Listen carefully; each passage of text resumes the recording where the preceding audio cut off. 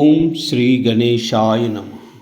ಶ್ರೀ ಗುರುಭ್ಯೋ ನಮಃ. ಶ್ರೀಮಾತ್ರೇ ನಮಃ. ಅಚ್ಯುತಾಷ್ಟಕಂ. ಅಚ್ಯುತಂ ಕೇಶವಂ ರಾಮನಾರಾಯಣಂ ಕೃಷ್ಣ ದಾಮೋದರಂ ವಾಸುದೇವಂ ಹರಿಂ ಶ್ರೀಧರಂ ಮಾಧವಂ ಗೋಪಿಕಾವಲ್ಲಭಂ जानकी नायकं रामचन्द्रं भजे. अच्युतं केशवं कृष्णदामोदरं रामनारायणं जानकीवल्लभम्.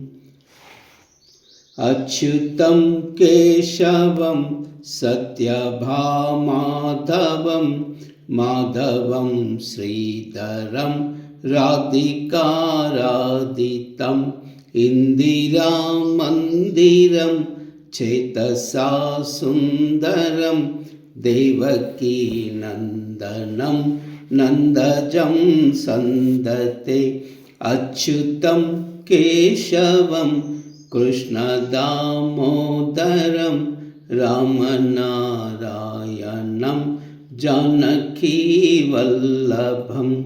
विष्णवे जिष्णवे शङ्किने चक्रिणे रुक्मिणी रागिने जानकी जानये.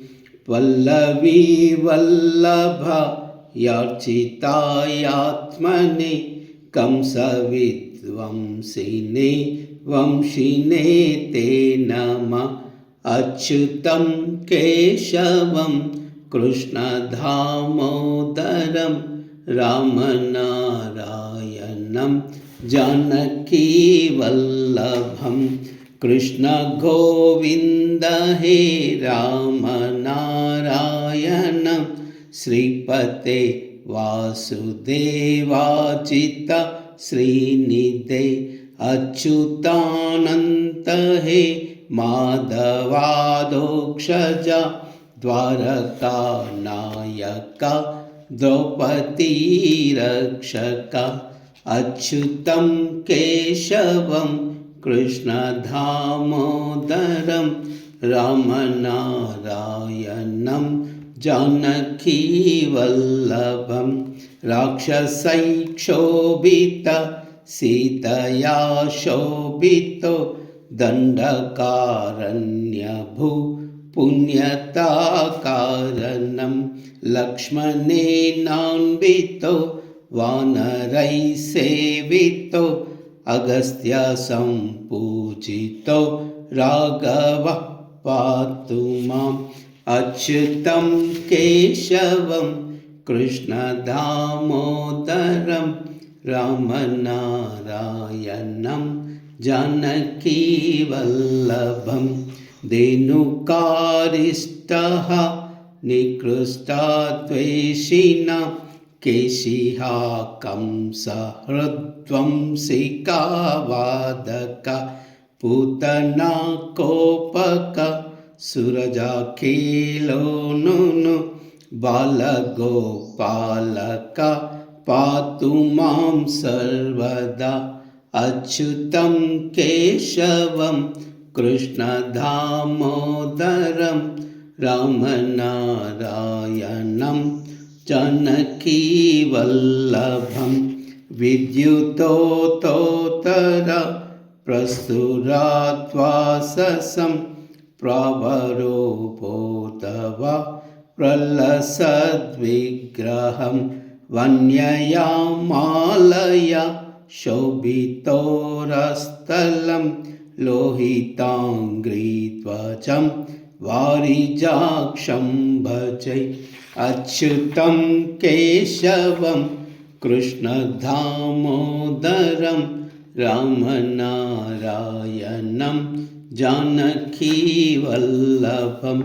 कुञ्चितै कुन्तलै व्राजमानाननं रत्नमौलिलसत् कुण्डलं गण्डयो हारकेयूरकं कङ्कणा प्रज्वलं किङ्किणी मञ्जुलं श्यामलं तं भजे अच्युतं केशवं कृष्णदामोदरं रामनारायणं जानकीवल्लभम् अच्युताष्टकं यः पठेतस्ततं प्रेमता प्रत्यहं पुरुषासुहं वृत्ततः सुन्दरं वेद्यविश्वम्भरं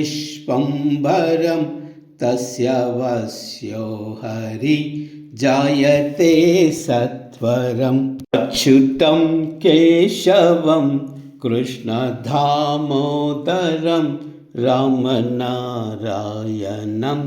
जानकीवल्लभम् अच्युतं केशवं कृष्णदामोदरं रामनारायणं जानकीवल्लभम्।